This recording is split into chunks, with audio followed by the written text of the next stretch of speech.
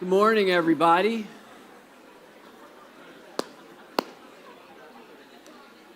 Another beautiful day, springtime in Blacksburg. How many went to the spring game yesterday? Okay. New format.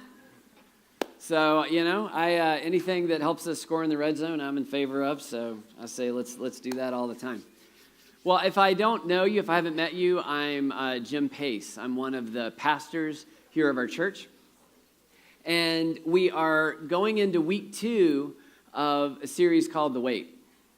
And what we're doing is we're looking at the effect of sin in our life and in our world. And last week, Christian started off the series, and this series will end. We are taking a break from our Armor of God series for 3 weeks in preparation for Easter. And last week, Christian did a great job with kind of walking us through the capital S sin, right? The power of sin and what sin does and how sin, one of the examples he used is that sin captures us, and it puts us in its camp. We're automatically there. We're born in this camp, and that Jesus was a liberator that came, that was born into it with us, that lived life in it as we do. But he didn't pick up any of the habits of the camp, any of the ways that things work in the camp. He didn't sin. And then when he went to the cross, and then when he came back, he kicked open the doors so that we could be free. And this week, this is Palm Sunday. This is the week where we celebrate Jesus' entry into Jerusalem, where we call it Palm Sunday because they took palm fronds and they took other branches. It really probably more accurately would have been called Palm and Other Branches and also some Robes Sunday. But that takes a lot longer to say, and so I think we shortened it in the interest of being clear. And, but it's where he was coming in and he was being welcomed, and people understood who he was, at least part of it. He was the Messiah. They at least got some of that. And the Messiah was going to come, and they saw there was this kind of cultural mythology that he was going to come and sweep out Rome and restore rule to Israel. It was just a celebration, but we know because we've read the stories, if we've read these accounts, in every gospel it's there.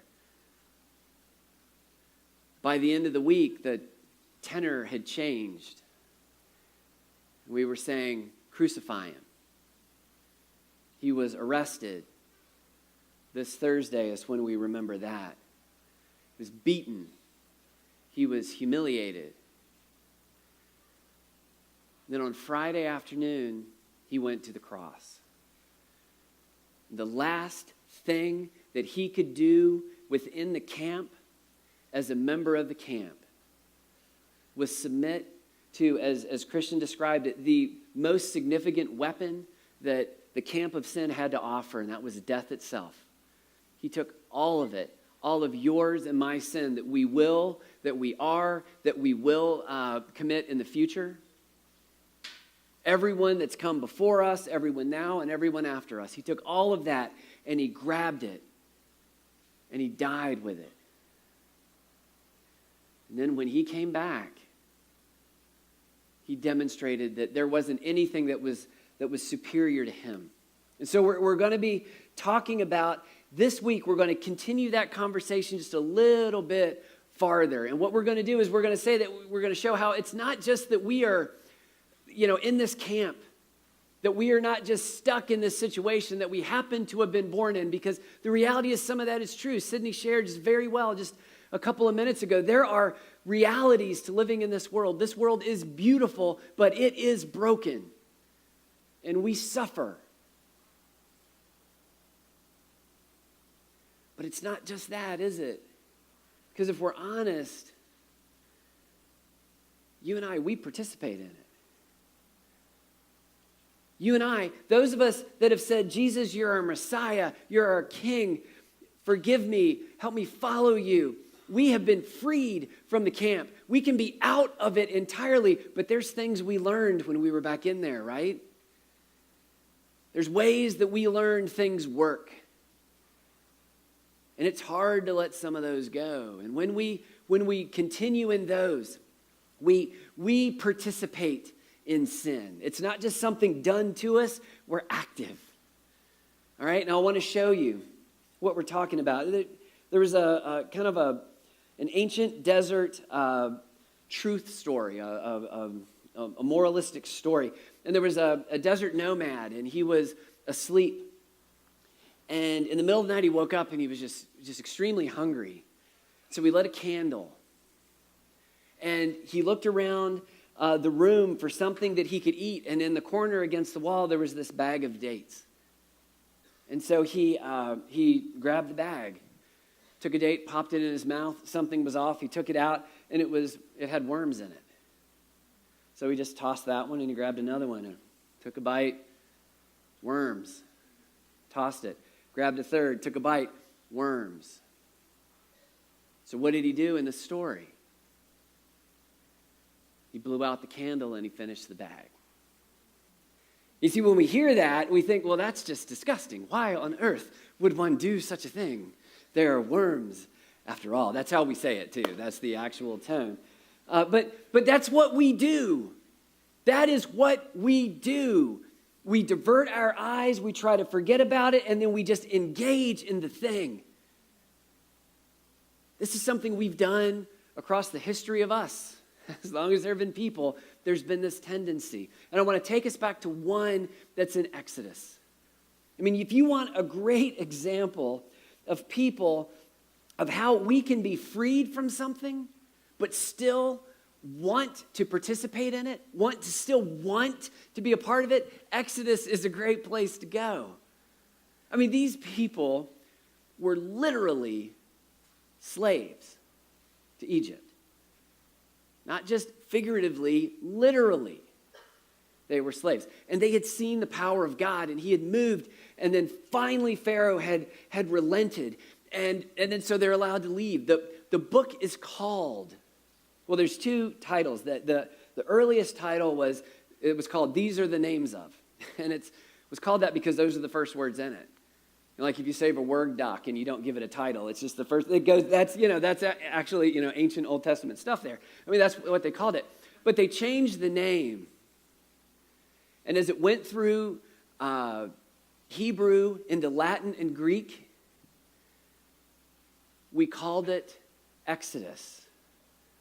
Because in Greek, it's exodos, the road out. The way out. That's what that's called. This book is called The Road Out. Everything is about how they've been freed. Everything is about how everything has changed. And yet you see again and again and again that not everything has. Let's take a look at it. We get into chapter 32, verse 1. Now, here's what happens before we get into that stuff. What has happened is they have been out of Egypt about 3-ish months, okay? And so they've gone through and they've seen water move in front of them. They have been thirsty, and so people saw Moses hit a rock and water came out of it. They've been literally eating miraculous food. They've been seeing God during the day guide them in this giant smoke pillar. And when they have to walk at night, because sometimes that's how you got to do it, then there's a giant pillar of fire. God is not being subtle at this stage. He's showing them who he is. He's showing them what he can do. He's showing them his power, because these people that were following Moses out on this road out, they would have likely known as much or more about Egyptian gods as they would have ever known about God. They would have known about the Egyptian false gods much more, because that was what their life had been immersed in. And so God was showing them, this is who I am. And then they got to Mount Sinai, the base of Mount Sinai. And then Moses goes up and he has a conversation with God, and there's thunder, and people are like, oh my gosh. And this is the section where, there are times that you and I say, I wish God would just speak to me really directly, right? We've all felt that, right? I've certainly felt it. Well, here's an occasion where he did. And their only response was, Moses, let him talk to you. Don't ever have him talk to us again, because we're afraid we're going to die if he does. Sometimes the thing that we want is what we want until we get it. And we realized maybe I didn't want it so much. So Moses has gone up on the mountain, and God has given him what became the Ten Commandments and the Decalogue. It was the start of the law. It was the way that they would organize life. And so then Moses went back down and he explained things to Israel, and they agreed. God was initiating a covenant with them. And so he was saying, this is how it's going to be. And then in a covenant interaction like this, then the people that are coming into covenant would have to agree to it. So they agree to it. And then Moses goes back up at least one more time, possibly two. And he goes up with Aaron, and he goes up with some other people, and they go up, and then they come back down. And then Moses is going up the last time to get the finalized documents, the stone tablets. So the people, they see him start to go up. They were not allowed to touch Mount Sinai. God said, my presence is there in such a way that if I don't invite you up and you touch it, you'll die. I mean, that's substantial, isn't it? And so they see Moses go up, and there's a cloud at the top of it, and there's thunder and lightning. I mean, again, God is not going low-key in this season of Israel's experience with him. And then on the sixth day, Moses just goes up and he just waits. And God says, come on in the cloud, I guess somewhere around the seventh day. And so he just goes in, and then that's it. Then 40 days go by. Almost 5 weeks. No, okay, 6 weeks. Sorry. Math is hard. But almost 6 weeks go by. And nothing's happened. And then this. When the people saw that Moses was so long in coming down from the mountain, they gathered around Aaron and said, come, make us gods who will go before us. For this fellow Moses, I love that. This dude Moses, what has he really done? Sure, there are miracles, yes, and sure there was water and he did this, and yes, and sure he asked for food, and yes, and sure he's the one that God said, yes, and all that, yes, but who really, what is he? Who is this guy? He brought us up out of Egypt. We don't know what's happened to him. It's easy to look at what they do here and think, you guys are idiots. They weren't. See, they were on Mount Sinai. They were exposed. People around there knew that they were there. See, they wanted to leave. They wanted to get to where they could be safer. They wanted to know what they were supposed to do next. These people were thoroughly confused. And there wasn't some sort of giant countdown clock. Moses will return in 5 days. Moses will return in 4. There wasn't anything like that. He just left, went into a cloud. There's thunder and lightning and nothing for weeks.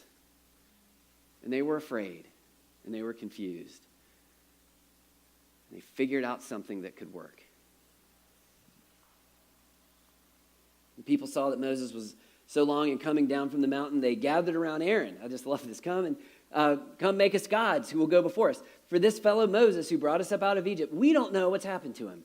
Aaron answered them, take off the gold earrings that your wives, your sons, and your daughters are wearing and bring them to me. Now, Aaron is about to make, probably because, if Moses was there, this wouldn't have happened. Moses would have kicked something, and they would have just stopped asking what they're asking for. But Aaron, he doesn't seem like he can stand up to it. And so he says, here, just give me your gold.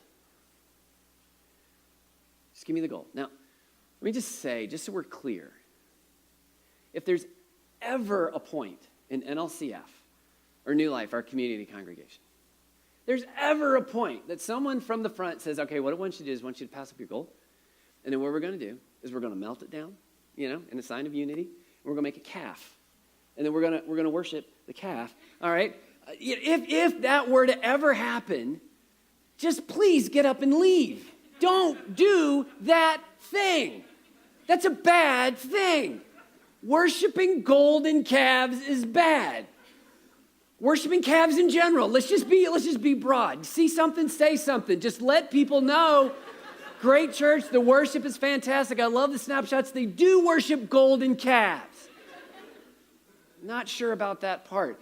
But so all the people took off their earrings and brought them to Aaron. They took what they handed him. He took what they handed him, and he made an idol cast in the shape of a calf, fashioning it with a tool. Then they said, these are your gods, Israel, who brought you out of Egypt. Now look what they did. Right here is where they just weren't subjected to sin. They started getting active with it. See, they had a situation that they weren't sure what to do with. They weren't sure what to do. They were feeling afraid. I'm sure they were feeling confused. They didn't know what was going on. And so they said, well, I don't know how it works with God, but I remember how it used to work back in Egypt. I remember what we used to do there. We would follow these gods, and they would keep us safe. No, we don't do that.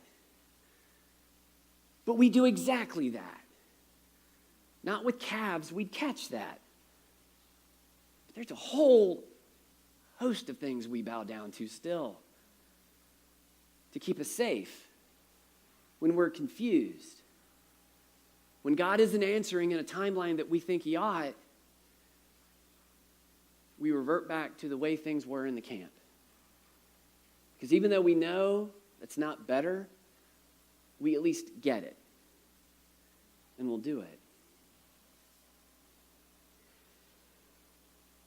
When Aaron saw this, he built an altar in front of the calf and announced, tomorrow there will be a festival to the Lord. Now I put the Hebrew right there because that's super important, and not just to make you think that I'm smart because I know that. Even though it'd be nice if, say I'm smart, isn't it? But, okay, that word, all right, is the name for God that originally was Yahweh, really. And so it was the word that, it was the name for God they wouldn't use. In fact, if they came across this and they were reading it, they would not say Yahweh. It's eventually we get Yahweh, Jehovah, all of these kind of move in the same direction. What they would do is they would change it to Adonai. They would change it to my God. God's name was so elevated, you didn't even use that one to describe him. Now, here's why that matters. See, what they're doing is they're not trying to completely turn away from God. They're just trying to blend with some of the things they had learned back in Egypt. They were trying to say, okay, this is Yehovah, this is Yahweh, this is, yeah, we get that he's that, but he's not enough. So we're going to take this and we're going to add to this with some things that we learned back there. And they were willing to do it. It sounded like a good idea. Turns out it wasn't. I love it. We're not covering this part, but when Moses, it's great. Anyway, so the next day the Lord rose early. The people rose early. The Lord wasn't asleep. That's another thing. If you hear like mass heresy, then that's another reason. See something, say something. All right. So the next day, the people rose early and sacrificed burnt offerings and presented fellowship offerings. Now, this was part of what God had said you did, but it was also part of what they had done before. There were lots of false gods in Egypt, right? And so this was a very common thing. Afterward, they sat down to eat and drink and got up to indulge in revelry. And so drinking and revelry, and that typically meant sex, that was definitely the things that they had learned back in Egypt. So see, they were trying to blend. They weren't saying, yes, Jehovah, this is God, the one who's led us, but there's also this calf because there's something he's not doing. There's something he's not providing. And I think the way that we can do a workaround is remember how it worked when we were back in Egypt. And it was a bad idea then. Finally, then the Lord, again, that's the same word. So when it's referring to the Lord here directly, it's using the same word that Aaron used. So this is very clear. They knew who they were talking about. Then the Lord said to Moses, go down because your people whom you brought up out of Egypt have become corrupt. And then Moses goes down there. He breaks the stones. Has to go back up, get some more. And then I love it. At the end, he takes the calf, he grinds it up, he puts it in the water, and he makes them drink it. That's not really important for anything. I just think that's awesome. I think that's the way to do it. Make them eat it. All right, so, if you or I went to a church and they held up a calf and they said, praise God, follow the calf. Well, we'd catch that. We know that's bad. We don't want to take a chance that we'll have to drink it at some point for no other reason. But you see, you and I, again, we do the same things. We have not fundamentally changed. We've just maybe gotten a little more sophisticated about it. I mean, we want certain base things. A lot of what Israel wanted there in the plains in front of Mount Sinai were at their base good things. They wanted to know, are we safe? They wanted to know, has God or has Moses left us? They wanted to know what to do next. These are not bad things. The difference between following God and participating actively in sin is the way that we go after the things that we want. Do we allow him to give them to us on his time, which is often not ours, or do we grasp and grab? I mean, how many of us have fallen deeply into sexual sin simply out of a desire to feel close to someone else? That feeling close, the wanting to feel close, that's built into us. But sometimes we feel like, well, God, I don't know when or if this is ever going to get resolved, so I'm going to take care of it in the way that it used to be when I was in the prison camp of sin. I know how it works in the world. And so I'm going to just do that.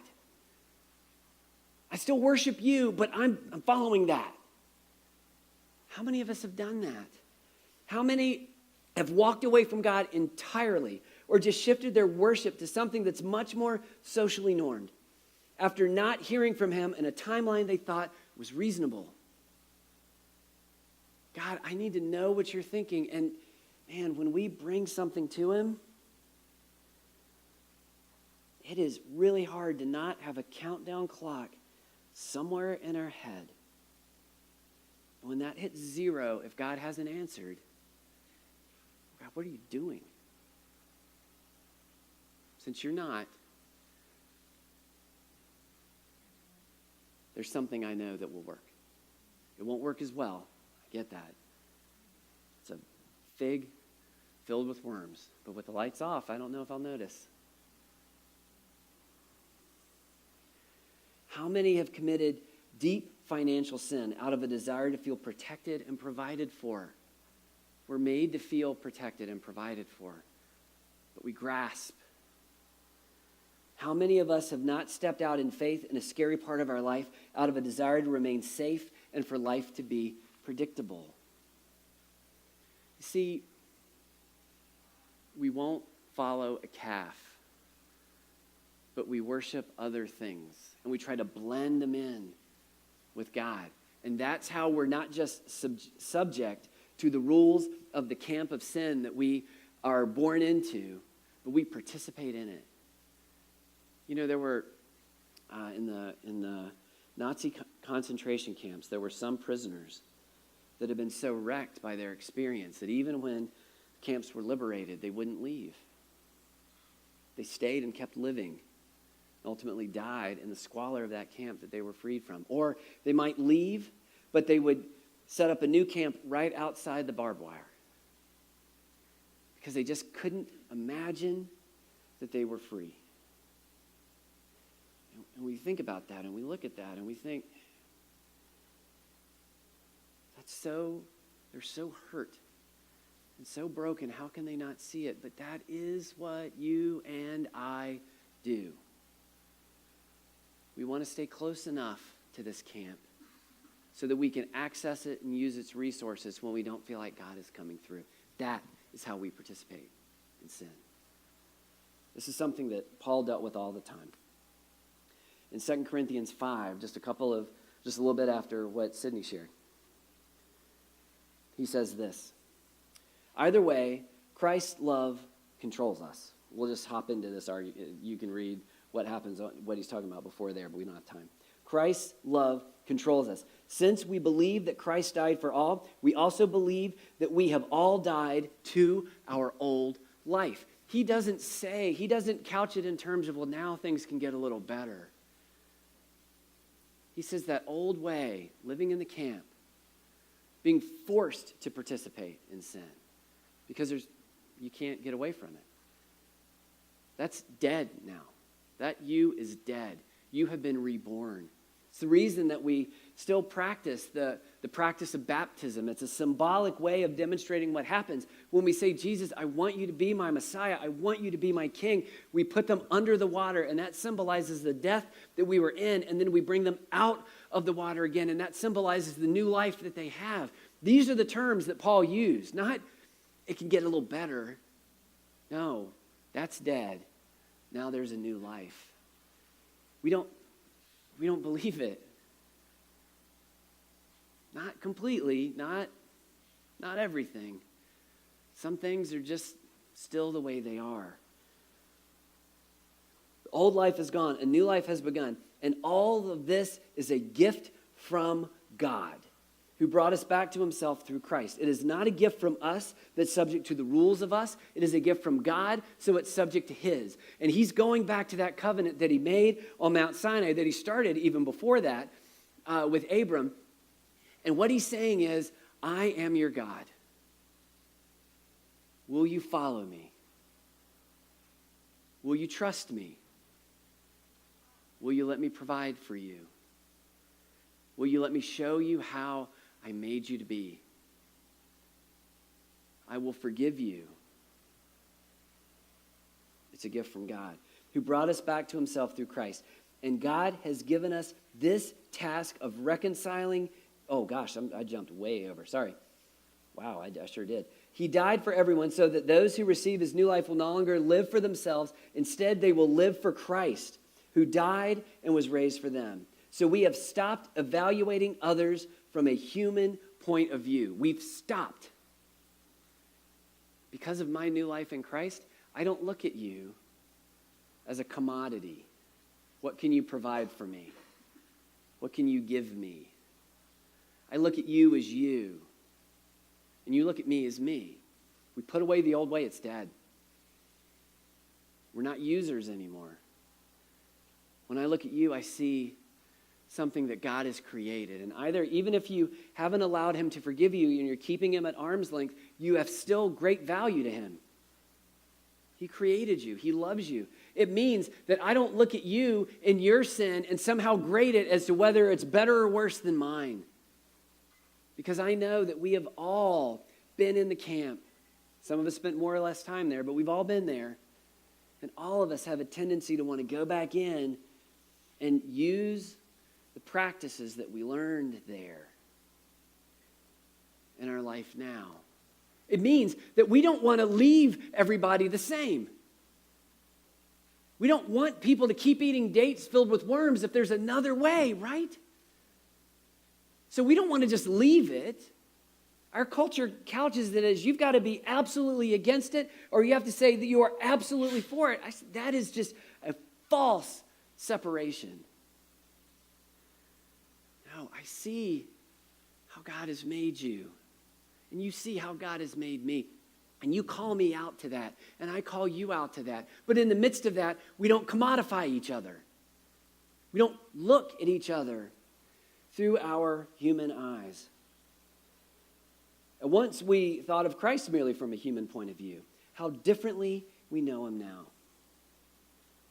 This means all of that he died, that our old way of life is dead. It's not just improved, it's dead. That now we don't look at each other through a human lens, that we used to look at Christ that way. All of that stuff together equals, this means that anyone who belongs to Christ has become a new person.